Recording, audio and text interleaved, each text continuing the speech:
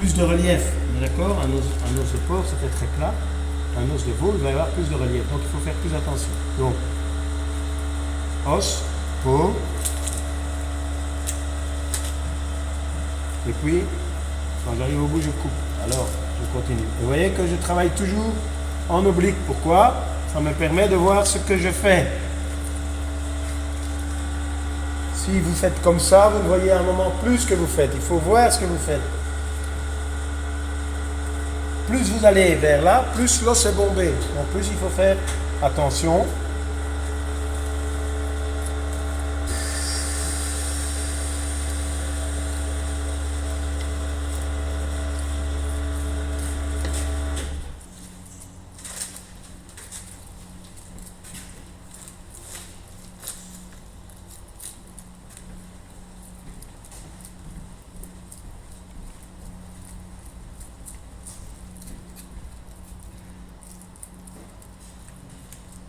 Vous voyez que je laisse le moins possible de viande dessus, hein.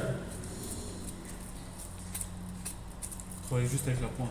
Toujours travailler avec la pointe du couteau. Très important. Ça, c'est ce que tu as le plus difficile, toi. Hein. Monsieur, il faut mettre quoi? Quelle date? Ok? La date d'aujourd'hui. On laisse pas de viande Le dessus. Le 7. Oui, je vais regarder tout de suite. Parce qu'on va mettre la semaine. Hein. Je vais regarder sur mon horaire. J'ai mes papiers avec. Je vais regarder. Tu peux laisser là en attendant 5 minutes. Ok? Filet pur de veau. Filet pur de veau, ça se vend facilement normalement. Ah, très facile. C'est le plus cher. Et il faut vendre ça cher. Je crois que le filet pur représente environ 2 à 3% du poids de la bête. Hein. Donc il faut quand même faire toujours. On va voir. Alors, vous avez un client que vous ne l'avez jamais vu, il vient chez vous, il vous demande est-ce que vous avez du filet pur de veau? Si vous avez difficile de le vendre, vous dites oui. Mais si vous savez que vous avez des clients réguliers qui viennent chercher du filet pur de veau, il y a un client chez moi qui rentre et qui veut du filet pur de veau, j'en ai qu'un. Je lui dis que j'en ai pas. Hein. Je garde ça pour mes clients hein, réguliers. Ok? Hein? C'est quelque chose que vous avez un client qui vient tous les jours pour du filet pur et vous allez lui dire ah non, j'en ai pas aujourd'hui, il va être très déçu le garçon. Hein? Il a l'habitude de venir chez vous tous les vendredis, d'avoir son morceau de filet pur, et parce qu'il y a un client que vous ne connaissez pas qui veut vous prendre tout votre filet pur, ça ne sert à rien. Hein? Il va ailleurs et si tu n'as pas de chance, et puis il en trouve un bon, il va retourner ailleurs.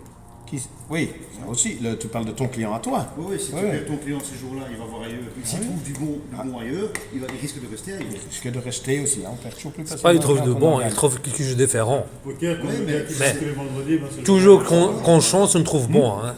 Comme le gars qui vient tous les vendredis, comme par hasard, ce jour-là, il viendra pas. Et bien, on a vendu à celui qui est venu. Oui, et ça peut aussi arriver, mais c'est beaucoup plus rare. Hein. Et il se vend à combien le filet pur?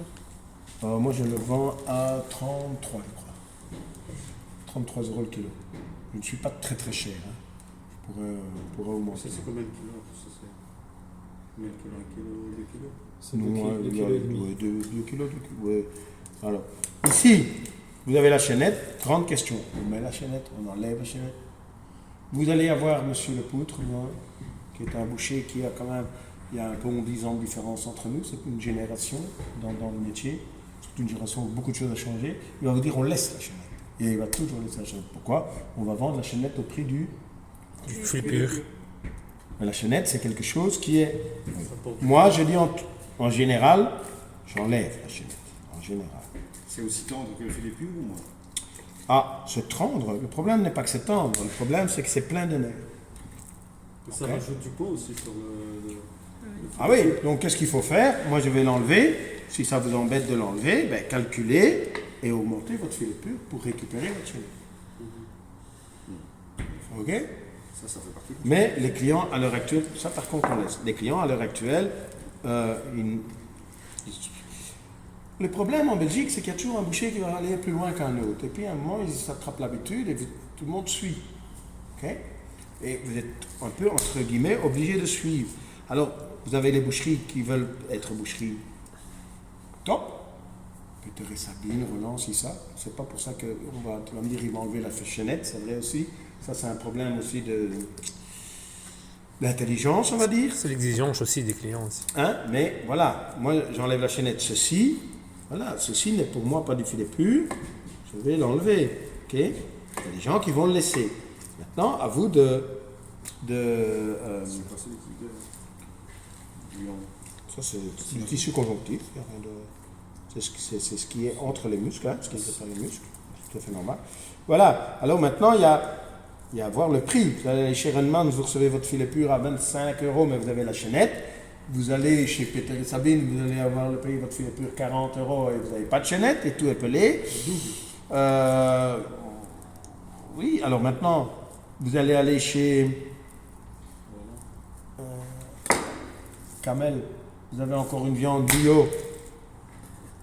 En Sans tout chaînette. cas, Sans chaînette. et sans chaînette, voilà, ce sera encore un prix parce que bon, c'est bien une viande bio, c'est bien tout ce qu'on veut, mais évidemment, ça revient plus cher à l'achat, ça revient plus cher à la vente.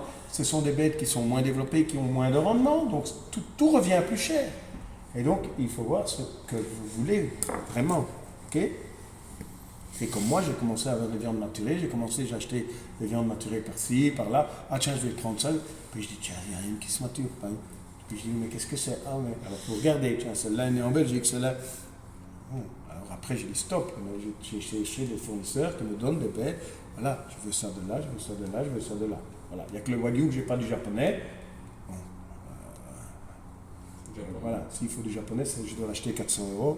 Déjà vendre celui qui n'est pas japonais, ça devient dur. Hein, donc voilà. Ok. Voilà. Donc mon filet pur est là. Ceci ici, je l'enlève également. Ok. Alors, normalement, qu'est-ce qu'on fait? On va légèrement ouvrir, on va l'enlever, peler ça. Ce que je fais maintenant dans mon filet pur de bœuf, ça j'ai trouvé, et ça marche bien. Parce que souvent ils veulent des belles tranches ici. Alors qu'est-ce que je fais? Quand on arrive là, c'est pas de belles tranches. Je mets mon filet pur entier, je le ficelle et je commence à le couper de là. Comme ça, vous gardez les belles tranches à la fin. Bam, bam, bam, bam, bam. Et ils ont tout de suite des belles tranches et ils ne discutent plus. Et comme c'est ficelé, quand vous ne le coupez pas trop fin, il a un beau médaillon, il est content. Et grâce à ça, je commande. Et quand vous arrivez vers la fin, vous le vendez en rôti ou ça dépend. Et parfois, je vois que ça traîne, je vais le mettre dans mon plateau et je le vends, moi. Hein. Et je vais même peut-être parfois pas le vendre en filet pur, mais il doit être parti. Pourquoi? Il change vite de couleur. Ça change assez vite de couleur. Okay? Donc, je ne laisse jamais traîner des morceaux comme ça. Ça ne sert à rien. Ok?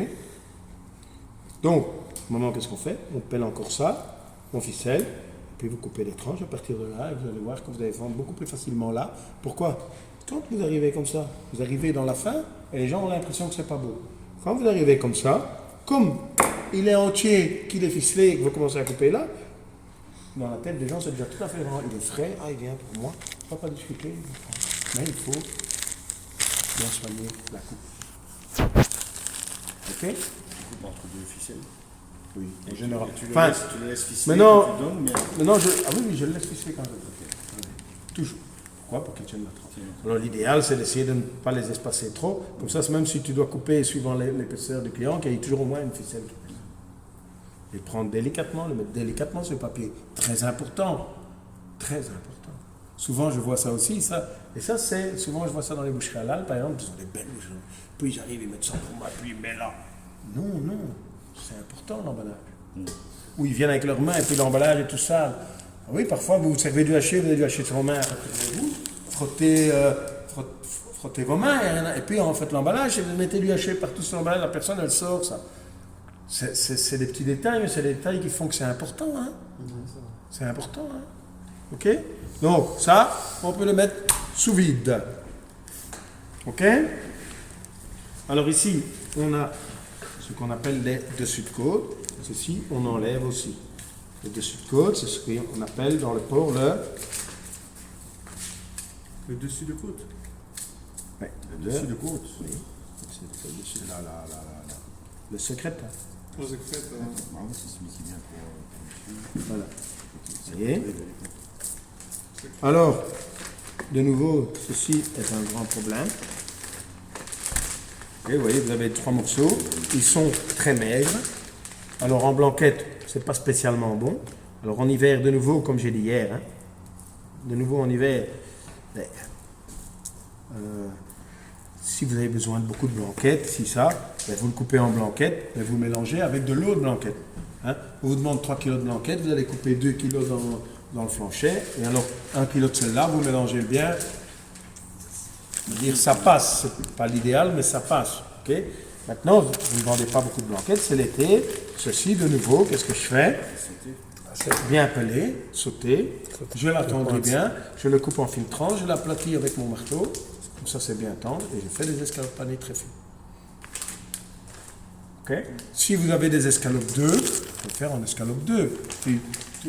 Escalope 2, c'est embêtant, mais mettre. Ça, c'est des morceaux que moi je connais, ils ont bon goût et je les coupe fin. Voilà. C'est un petit peu plus dur et tu vends ça un peu moins cher. Tu as parfois des clientèles. Parfois. Non, je ne sais pas chez toi, hein, ça dépend tout ça. Et puis, le problème aussi, le vendeur est important. La manière d'amener la chose. Tu sais, j'ai plus de sauter de veau, mais tiens, essayez une fois ça, c'est des choses qu'on fait nous-mêmes. Voilà, c'est des morceaux spécifiques, c'est un petit peu plus filandreux, mais vous allez voir, question de goût, tout ce sera très bon. 1 sur 2 l'essaye, 1 sur 2 l'essaye, hein, ben, vous avez gagné, vous avez vendu. Mais il faut soigner le produit. Il ne faut pas laisser le gras, il faut l'attendrir quand il faut, et il faut le couper fin pour que ce soit moins ferme, et comme ça vous aurez aussi la possibilité de dégager. Ceci, roulade, les 2 grands, pourquoi pas, ça peut aller. C'est pas le plus idéal, mais plus facile que l'autre que tu m'as montré. Ok, donc aussi. Ou attendrir, hein, bien attendrir, couper en lamelles, gyros de veau, je ne sais pas si tu fais. Ça peut aller en été. L'été, ça peut aller, mais il faut l'attendre. Et alors, avec la marinade, de toute façon, ça attendrait un peu la viande aussi. Hein. Ouais. Ça va?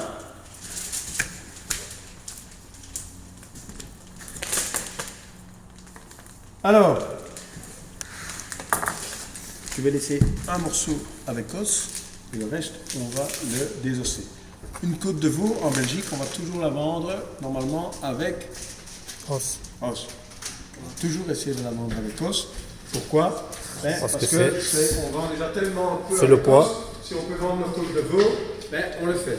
Alors je vous dis, Sinon, ça s'appelle plus côte, c'est pas ça s'appelle plus côte, s'il n'y a pas d'os, tout à fait. Sinon, de nouveau, les côtes qui sont là seront meilleures que les côtes qui seront là. Dans le veau, il y a une grande différence. Là, vous avez quelque chose qui va être tendre et qui a du goût. Là, vous avez quelque chose, je ne veux pas dire que c'est dur, hein, c'est plus ferme. Hein, c'est plus ferme. Et c'est un peu plus sec également, moins de lait. Hein, ça, c'est toujours la même chose. Quand on est dans le bœuf, normalement, tout ça, c'est de l'entrecôte. Dans le bœuf, on va vendre tout ça en contre-filet. Okay? Mais, tant qu'il y a des côtes, normalement, c'est de l'entrecôte. Okay? Et le contre-filet, c'est là où on est contre le filet plus, c'est là où il y a les vertèbres lombaires. Ok?